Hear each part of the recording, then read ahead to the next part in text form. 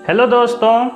तो आज हम बात करने वाले हैं संविधान के भाग 2 के बारे में। भाग 2 में क्या है? नागरिकता है। ये 5 से 11 अनुच्छेद तक विस्तृत है। ठीक है, तो हम इन सब के बारे में भी, इन सब अनुच्छेद के बारे में भी विस्तृत चर्चा करेंगे। पहले कुछ नागरिकता के बेसिक्स जान लेते हैं। ठीक है, पहले देखते हैं भारतीय संविधान में नागरिकता का प्रावधान कहाँ से लाया गया है।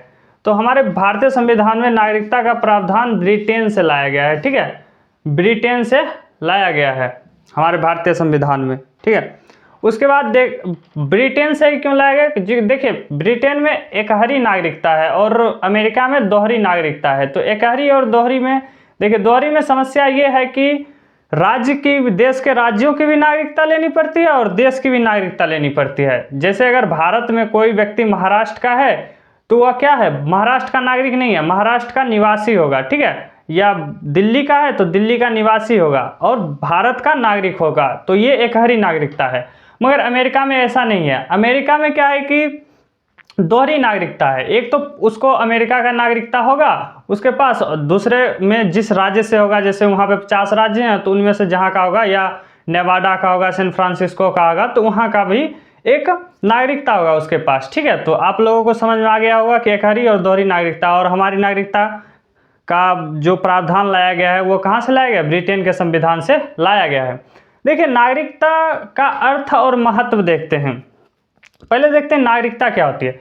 नागरिकता हमारे देश के प्रति कुछ अधिकार और देश से अधिकार मांगना, और कुछ हम क्या करते हैं, देश के प्रति उत्तरदायित्व निभाते हैं, तो उसी को नागरिकता कहते हैं। ठीक है, जैसे अधिकार के मामले में देखिए, हमें, अगर हम भारत के नागरिक हैं तो हमें सिविल और राजनीतिक 2 अधिकार मिलते हैं नागरिक होने के नाते। तो सिविल में देखिए, जैसे कोई भी सरकार कानून बनाती है, अगर हमारे अधिकारों का उल्लंघन हो रहा है तो हम उसके खिलाफ आंदोलन कर सकते हैं। फिर जैसे हम मूल अधिकार पढ़ेंगे तो उसमें सिर्फ भारत के नागरिकों को ही दिया गया है। जैसे अनुच्छेद 15 में धर्म, जाति, लिंग, जन्म स्थान, इन सब के आधार पर कोई भेदभाव नहीं होगा। तो ये सिर्फ भारतीय नागरिकों के लिए है। फिर देखिए, मतलब अनुच्छेद 16 में दिया गया है लोक नियोजन का प्रावधान। लोक नियोजन का मतलब होता है सरकारी जो नौकरियां होती है, सेवाएं होती हैं, उसमें जो नियुक्ति होती है उनके अधिकार। जैसे कोई फौज में शामिल होना चाहता है तो उसके लिए क्या होनी चाहिए? भारत का नागरिक होना चाहिए उसको। तो ये सब किस अधिकार में आ रहे हैं? सिविल अधिकार में। सिविल अधिकार में एक और भी अधिकार है, जैसे हम आर्टिकल 22 में देखते हैं, अनुच्छेद 22 में देखते हैं कि निवारक नज़रबंदी से थोड़ी बहुत क्या होती है, अगर हम भारत के नागरिक हैं तो हमें छूट मिलती है। निवारक नज़रबंदी क्या होता है कि जो हम अभी कोई अपराध नहीं किए हैं, उससे पहले ही हमें नज़रबंद कर दिया गया हो तो उसे ही निवारक नज़रबंदी कहते हैं। फिर हम देखते हैं कि आर्टिकल 19 भी है, जैसे कि उसमें प्रावधान है कि भारत के नागरिक क्या कर सकते हैं? सभा कर सकते हैं, संगठन बना सकते हैं, भारत में कहीं घूम सकते हैं, संपत्ति खरीद सकते हैं, भारत के किसी भी क्षेत्र में व्यापार कर सकते। संपत्ति का अधिकार तो हटा दिया गया है 44वां संविधान संशोधन करके। भारत में हम कोई भी व्यवसाय कर सकते हैं। ठीक है, तो ये भी क्या है? अधिकार हमें नागरिक होने के तहत मिलता है। ठीक है, फिर अनुच्छेद 29-30 में भी है कि भाषा और संस्कृति का संरक्षण होगा। तो जैसे अनुच्छेद 29 में क्या है कि आप अपने भाषा, लिपि और अपने सांस्कृतिक को क्या कर सकते हैं? मतलब बचा के रख सकते हैं। जैसे कि आप अगर किसी भाषाई अल्पसंख्यक हैं तो आप अपने भाषा को क्या कर सकते हैं? भाषा स्पेशल स्कूल खोल सकते हैं, अपना स्कूल चला सकते हैं। ठीक है, और उस स्कूल में क्या कर सकते हैं? जो उस विशेष भाषा के बच्चे हैं उनके लिए सीटें भी आरक्षित कर सकते हैं। तो ये तो हो गया सिविल अधिकार। अगर नागरिक हैं तो ये सब हमारे सिविल अधिकार मिलेंगे।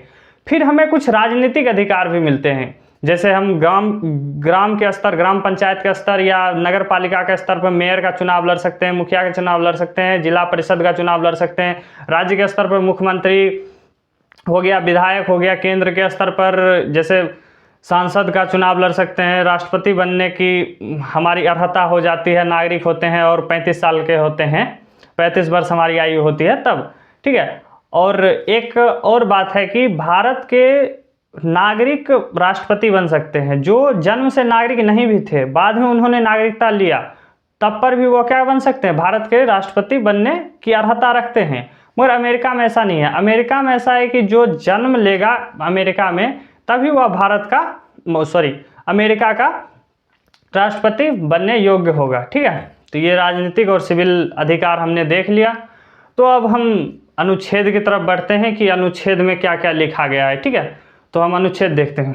अनुच्छेद 5 से 11 के बीच में ये है, देख लीजिए, और नागरिकता सिटीजनशिप और भाग 2। ठीक है, अनुच्छेद 5 क्या कहता है, देखिए, संविधान लागू होने के समय नागरिकता। जैसे संविधान लागू होने के समय नागरिकता, जैसे देखिए 26 जनवरी 1950 का हमारा संविधान लागू हुआ था और हमारा देश गणतंत्र बना था। ठीक है, तो उस समय हमारी नागरिकता किस बेसिस पे मिला, जिस बेस पे मिला, जैसे वंश के आधार पे मिला था, माता या पिता में से कोई एक भारत का नागरिक होना चाहिए, इस आधार पे मिला था। तो अगर हम भारत में उस समय रह रहे हैं तो हमें क्या मिल गई, ऑटोमेटिक ही नागरिकता भारत की मिल गई आर्टिकल 5 के अनुसार। फिर हम देखते हैं आर्टिकल 6, अनुच्छेद 6 में कुछ वैसे व्यक्ति के नागरिकता अधिकार जिन्होंने पाकिस्तान से भारत में प्रव्रजन किया है। जैसे कुछ क्या हुआ कि जब हमारा 14-15 अगस्त के रात में, जैसे 14-15 अगस्त के आधी रात में हमारा देश आज़ाद हुआ था, तो उस समय भारत और पाकिस्तान दोनों अलग अलग राष्ट्र एक साथ आज़ाद हुए थे।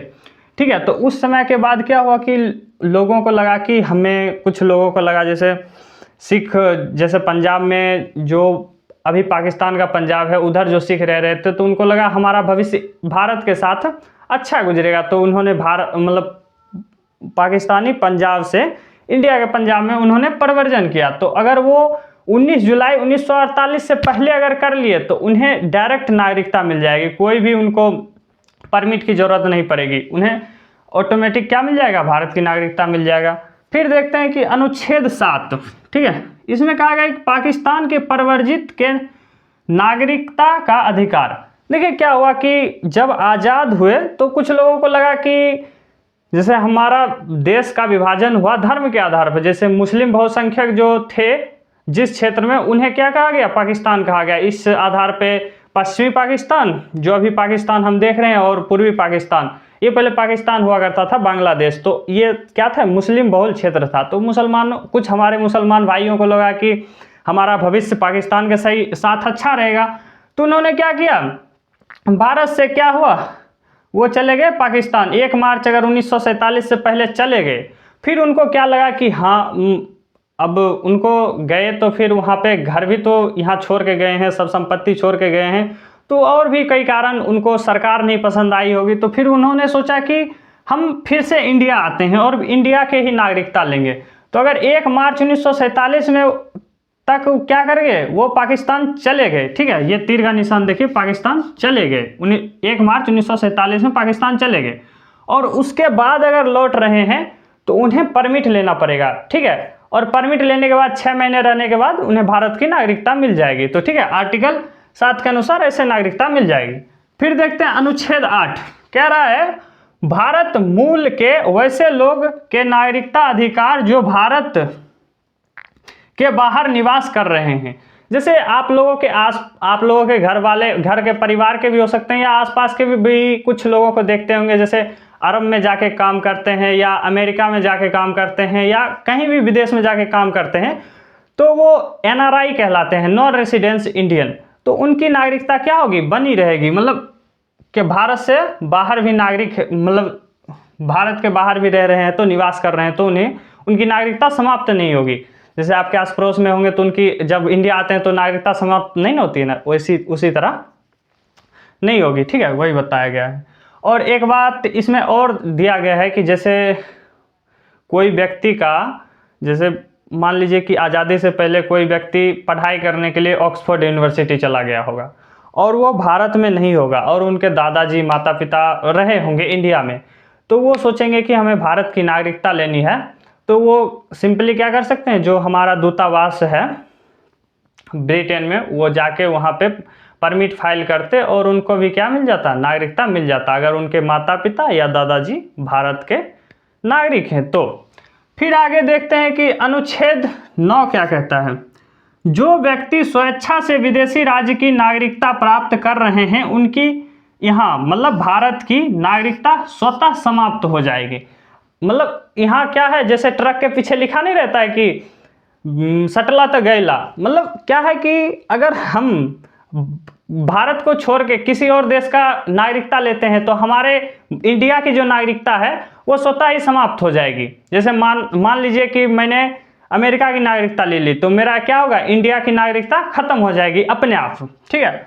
फिर आगे अनुच्छेद 10 में कहा गया है कि नागरिकता अधिकारों की निरंतरता, मतलब आपकी अगर आप नागरिक हैं भारत के तो आपका नागरिकता खत्म नहीं होगा, ठीक है, निरंतर बना रहेगा, बशर्ते इसमें कुछ शर्त है कि आप पागल दिवालिया ना हो या देश विरोधी कार्य ना करें, तब तक आपकी क्या होगी, निरंतरता से नागरिकता बनी रहेगी।